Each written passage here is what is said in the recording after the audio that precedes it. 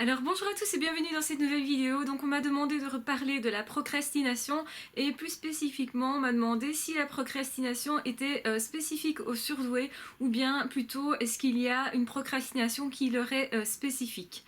Alors, évidemment, on sait tout ce que ça veut dire procrastiner, c'est-à-dire remettre au lendemain, au surlendemain, et toujours à plus tard, ce que l'on doit faire d'important. Donc, quand on parle de procrastination, on parle vraiment d'actions plutôt importantes pour nous. Donc, c'est pas les petites choses que l'on ne fait pas au quotidien, puisqu'on en a tous des petites choses qu'on ne fait pas. Ce qui est important, c'est qu'évidemment, on avance sur les tâches qui sont principales pour nous, qui ont de la valeur pour nous. Donc, ça ne sera pas nécessairement la même chose que pour les autres. Donc, on a tous nos priorités. Et en fonction de ça, en fonction de nos rêves, en fonction de notre personnalité, on va mettre à l'avant-plan ce que l'on voudrait faire pour vraiment être satisfait d'abord de son mois, puis de son trimestre, de son année en gros, pour avoir, est-ce qu'on a évolué, est-ce qu'on a été davantage vers ses rêves ou pas. Tout ça va être évalué plus ou moins en fin d'année et c'est pourquoi on aime généralement bien qu'une année recommence parce qu'on remet un peu les pendules à zéro, on refait le point, on reprend un petit peu ses rêves qu'on avait délaissés, parfois les défis qu'on avait délaissés, genre généralement au début de l'année on essaye donc d'arrêter de fumer, de se mettre je ne sais pas moi un défi genre je vais apprendre une langue, je vais passer mon permis, je vais enfin voilà, tous des défis comme ça qu'on se met au début d'année et on espère qu'à la fin de l'année ces défis là vont être réussis, en tout cas qu'on aura avancé sur cette piste là. Alors le surdoué, lui, il a énormément d'idées en tête, il a énormément d'objectifs et il doit apprendre évidemment à décider quels sont les plus importants pour lui. Alors il a une première difficulté qui est celle-là effectivement, donc la plupart des gens savent plus ou moins ce qui est plus important pour eux. Le surdoué, lui, il a beaucoup plus de mal à ne pas considérer que tout est prioritaire. En fait, quand il reçoit les infos de l'environnement, il est vraiment, toutes les infos arrivent au même niveau, ce qui n'est pas le cas pour le normopensant qui lui par contre va déjà les évaluer à ce niveau-là et donc ça veut dire qu'il y a déjà une partie des infos qui ne vont pas arriver jusqu'à lui, qu'il ne va pas percevoir, avec lesquelles il ne va pas s'encombrer. Le surdoué a tendance à s'encombrer de pas mal d'informations parce que de un il en reçoit plus puisque ses 5 sens sont davantage en alerte et certains diront 6e, 7e sens, etc. Donc beaucoup d'informations qui lui parviennent et au niveau de l'intuition aussi et au niveau intellectuel, donc il y a des infos qui viennent aussi du vécu qui vont entrer en relation avec ces nouvelles infos de l'environnement et donc c'est pas toujours évident effectivement de savoir quelle est l'info prioritaire et du coup quels sont nos objectifs prioritaires à ce niveau là aussi et je pense que la première chose à faire c'est vraiment de prendre une feuille et de faire l'exercice, de mettre ça par écrit et de dire ok, moi je serai satisfait de mon année si à la fin de l'année j'ai fait telle ou telle chose qui pour moi est vraiment important, capital. Qu'est-ce que je m'engage à faire? Est-ce que si je suis timide, je me mets par exemple pour objectif de parler d'abord tous les mois avec quelqu'un de nouveau et puis ça peut devenir toutes les semaines au fur et à mesure de l'exercice pour qu'en fin d'année j'ai un nouveau meilleur ami ou un ami vraiment important dans ma vie qui va pouvoir en fait faire grandir cette vie là justement et voilà, donc ça permet vraiment d'avoir un objectif qui est aussi mesurable, quantifiable. Il ne faut pas que ça soit un objectif, si vous voulez, qui n'est basé sur rien, parce qu'alors on va forcément plus facilement procrastiner. En fait, le surdoué, il a plus de mal à se projeter dans l'avenir, et du coup, pour pouvoir se projeter, il faut absolument qu'il sache vers quoi il va pour avancer. Donc, autrement dit, lui, donc déjà, il doit trier ses idées, essayer de se projeter dans l'avenir, ce qui ne va pas de soi pour lui. Et ensuite, il va devoir aussi mettre tous les jours des actions pour aller un peu plus vers ce but-là. Donc ça va être des actions qui sont assez faibles parce que le surdoué comme lui, il est justement très très centré sur le perfectionnisme. Le problème c'est qu'il va avancer mais très peu vite parfois parce qu'il se concentre sur des tâches qui n'est pas du tout prioritaire pour les autres en tout cas. Donc c'est-à-dire que lui, il va accorder beaucoup d'importance à ses sentiments, à son ressenti à ce moment-là et il peut parfois se réfugier aussi dans son imaginaire et du coup ne pas arriver à dépasser tout ça, à avancer vers tout ça. Donc il doit prendre conscience à ce moment-là qu'il se réfugie dans son imaginaire, que peut-être justement ça lui permet d'échapper à une action qui justement le stress, qui l'empêche d'avancer et donc on va devoir travailler sur ce stress-là sur ce manque de confiance en soi, parce que généralement quand on a un stress et que ce stress nous paraît trop important, donc non pas que ce n'est pas important de ne pas avoir peur, au contraire, on a peur, il faut reconnaître qu'on a peur, mais cette peur-là doit pas être supérieure à notre confiance en nous, au fait qu'on puisse mettre en action certaines choses. Donc le stress doit pas nous empêcher, la peur doit pas nous empêcher d'agir quand même, si vous voulez. Donc le but n'est pas de ne pas avoir peur, de ne pas avoir d'a priori, etc. C'est plutôt de se dire, ok, je peux le faire quand même, malgré le fait que j'ai peur, que je suis angoissée éventuellement. Donc ça se fait par étapes, donc d'où l'importance de parfois saucissonner la tâche, je ne sais pas comment le dire d'autre, mais c'est vraiment parceller les choses, donc les découper en parties plutôt fines, de petites actions qui pourraient être efficaces si on les met toutes l'une derrière l'autre, et c'est comme ça qu'on va changer ses habitudes, c'est comme ça aussi que l'on va progresser vers un but qui nous paraît énorme, mais on ne peut pas atteindre le but directement. Donc ça, le surdoué, lui, il a envie de changer le monde directement, d'atteindre le but directement, c'est pour ça que quand il est amoureux, il va déclarer sa flamme très vite, on dit de lui qu'il est trop ci, trop là, hein. Donc en fait c'est parce qu'il est trop rêveur aussi, et donc il procrastine plus facilement parce qu'il se réfugie dans ses sentiments qui sont intenses, qui sont vraiment sa vie intérieure, et donc il peut pas faire fi de ça, il doit faire avec cette vie intérieure là. Ça veut dire ne pas mettre ses sentiments de côté, les sentiments sont là. Ok, d'autres personnes qui ont peut-être moins de sensibilité à ce niveau-là, moins d'émotivité, etc., vont pouvoir avancer peut-être plus vite parce qu'ils seront plus concentrés sur leur tâche. Mais le surdoué, lui, par contre, c'est se concentrer sur une tâche qui va être plus affective, justement. Donc, autrement dit, il va être bien dans les relations. Donc quand on parlait tantôt de se faire un nouveau meilleur ami, ça va avoir pour impact vraiment de changer sa vie, donc d'avoir un impact important, et ça va plutôt le motiver quand même s'il aura certainement peur puisqu'il y a un enjeu, mais au moins quand on parle de sentiments, on lui parle à son cœur et du coup il peut bouger plus facilement en fait. Alors il faut bien comprendre aussi que parfois on procrastine parce qu'on est dans une zone d'inconfort, mais aussi parce qu'on est dans quelque chose qui est mal choisi pour nous. Donc quand on essaye de se faire rentrer dans un moule qui ne nous correspond pas, qui n'est pas ce que nous sommes, eh bien le problème c'est qu'on va procrastiner parce qu'en fait c'est notre être intérieur qui nous dit ne va pas vers ça. Ça n'est pas ce que tu es. Et donc même si c'est ce que la société veut, dans ce dans quoi votre société veut vous faire rentrer, ou votre famille, ou vos amis éventuellement, enfin les gens vous conseillent pour bien vous conseiller, mais parfois ils vous guident vers des choses qui ne peuvent pas vous convenir, et parfois il faut comprendre que cette procrastination-là, le fait de toujours remettre à plus tard, veut dire simplement que vous essayez de rentrer dans quelque chose qui n'est pas vous, et votre cœur n'y est pas. Donc comment est-ce qu'on va changer ça? On ne va pas essayer d'avancer dans cette tâche-là, contrairement à ce qu'on pourrait penser, on va plutôt essayer de changer cette tâche-là. Vous n'êtes pas bien dans tel boulot parce que ça ne vous correspond pas, cherchez un autre boulot dans autre chose. Orientez-vous vraiment vers ce que vous êtes, et donc ça se fait par essai et erreur. Ça se fait donc au fur et à mesure, on va tenter des trucs, on va voir si oui ou non ça rejoint assez notre personnalité, parce que le surdoué, la difficulté c'est qu'évidemment il est multiple, il aime beaucoup de choses, et s'il ne trouve pas suffisamment de choses qui vont le nourrir dans ce qu'il fait, eh bien en fait il va se lasser de ça, et donc il va procrastiner, va remettre ça à plus tard, parce que en fait il n'a pas le moteur, le petit moteur qui est derrière. Alors on peut voir comme ça quelqu'un qui vraiment à l'école ne va pas être du tout motivé, et puis qui à partir du moment où on va le mettre dans un environnement qui correspond vraiment à ce qui est important pour lui ou elle, là on va voir la personne complètement changer, et au lieu de démotiver tout le monde, cette personne là va booster les autres, et vous allez voir vraiment une transformation qui va être phénoménale. Et ça arrive quand la personne se retrouve dans un domaine qui est vraiment le sien, qui est vraiment, où son cœur est vraiment, où c'est vraiment important pour elle ou pour lui de réussir là-dedans.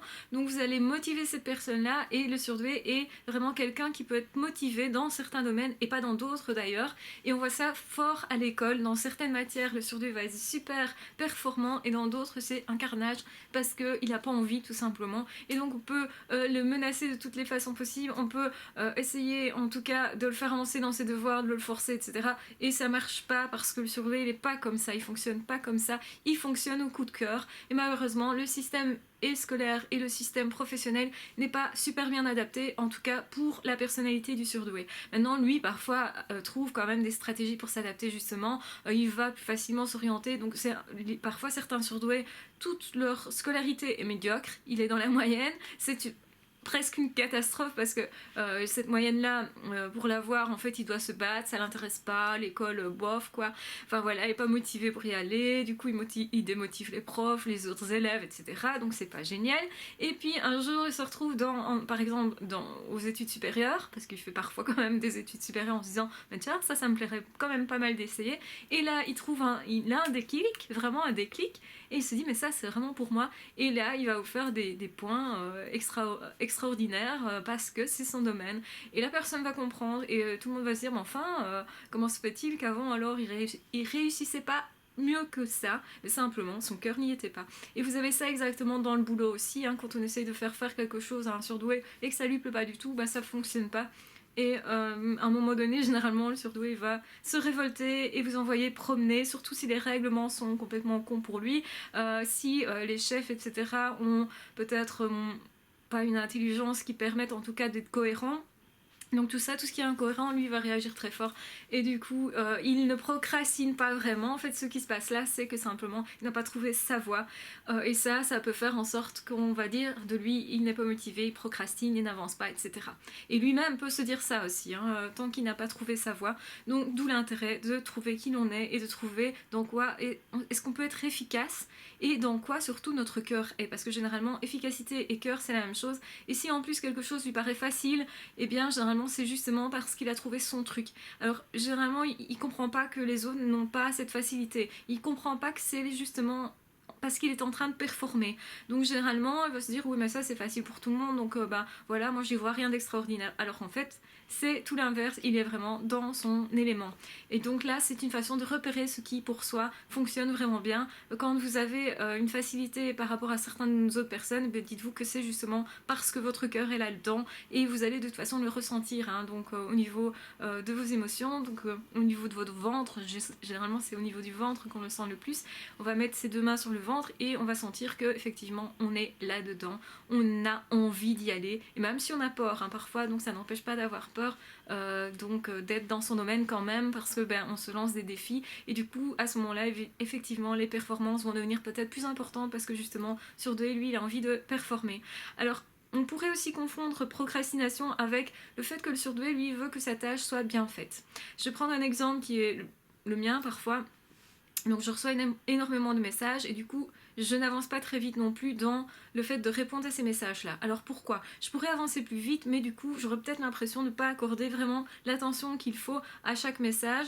Et du coup ce qui se passe, c'est que j'aime répondre quand même de façon complète et d'être pleinement présente à ce moment-là. Si je ne suis pas pleinement présente à ce message-là, eh bien simplement je vais le lire sans y répondre et donc je vais remettre ça à plus tard. Donc c'est une forme de procrastination aussi que de se dire je suis pas complètement là, je suis pas assez...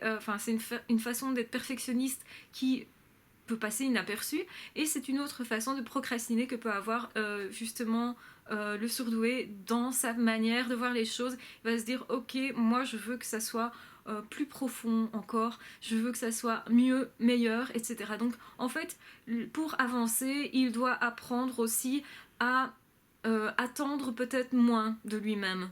Donc c'est-à-dire, ça se guérit évidemment, enfin ça se travaille en tout cas, il doit apprendre, si vous voulez, à être moins performant et à se dire c'est déjà pas mal comme ça. Le travail est quand même fait, donc c'est principalement ça qui est important. Tout n'est pas parfait, mais je le fais quand même et je m'oriente pour que ce travail-là soit finalisé quand même. Sinon, évidemment, on ne ferait parfois rien du tout, par peur que ça ne soit pas parfait. Donc ça, il faut dépasser ce côté, je pense que mon truc est parfait, ou j'espère que mon truc sera parfait, et comme il ne l'est pas, je ne le mets pas en ligne, ou je n'écris pas quoi que ce soit, ou je ne téléphone même pas à telle personne, parce que pour l'instant, mon état d'esprit est que je voudrais que ça soit plus parfait. Vous avez ça aussi dans la constitution d'un couple chez le surdoué. Alors contrairement à ce qu'on peut croire, on a aussi possibilité de procrastiner dans une relation de couple. Ne pas vouloir établir une relation parce qu'on se dit ce jour-là je suis peut-être pas aussi bien que ce jour-ci où je pourrais avoir mes cheveux mieux mis, et comme il a plu, et non, je vais pas draguer aujourd'hui parce que aujourd'hui je suis pas à mon top, si vous voulez. Et évidemment on sait tous que ce jour-là ce sera rarement le top, et du coup on risque de passer à côté de personnes et par peur, parce que c'est aussi une façon de se voiler la face et de se dire non, c'est parce que je veux que ça soit mieux, mais en réalité il y a aussi de la peur généralement qui va qui va intervenir dans ce mécanisme là. Mais donc du coup on peut procrastiner vraiment à tous les niveaux, au niveau relationnel également, donc au niveau même je ne vais pas parler à cette personne là parce qu'aujourd'hui par exemple je suis un peu enrhumée, donc ça peut déranger la personne, et donc non, je ne vais pas être amie avec cette personne là parce que peut-être cette occasion-là, elle va pas revenir, mais du coup, comme ce jour-là, on se dit qu'on n'est peut-être pas super accueillant pour l'autre dans les apparences, on n'est pas super au top, et du coup, on a peur de déranger et peur que ça ne se passe pas bien, du coup, on ne fait rien, ça c'est aussi une réalité. Donc vraiment, il faut laisser tomber tout ce qui est perfection, se dire que rien ne peut être parfait, et ce qui compte au final c'est d'être là dans l'instant présent et de le faire quand même malgré le fait qu'on ait peur, malgré le fait que ça ne soit pas parfait. Ce qui est important c'est de ne pas louper l'occasion de rencontrer telle ou telle personne, de ne pas passer à côté en fait de sa vie, parce que ça peut faire en sorte que on se retourne à un moment donné et on se dit mais qu'est-ce que j'ai loupé. En fait tout ce qu'on a loupé c'est ça, c'est de vouloir trop bien faire. Et même si ça partait de bonnes intentions, faut, une fois qu'on a pris conscience de ça et des conséquences que ça peut avoir qui peuvent être tragiques, généralement on décide de choisir autre chose, de mettre en place en fait ce mécanisme qui à un moment donné va nous dire attends, tu réfléchis trop, là stop, j'agis d'abord et je verrai après. Donc le fait que effectivement le SD, le surdoué, le zèbre va réfléchir énormément, peut mettre des freins au relationnel, peut mettre des freins à son travail et peut faire en sorte qu'il soit dissipé.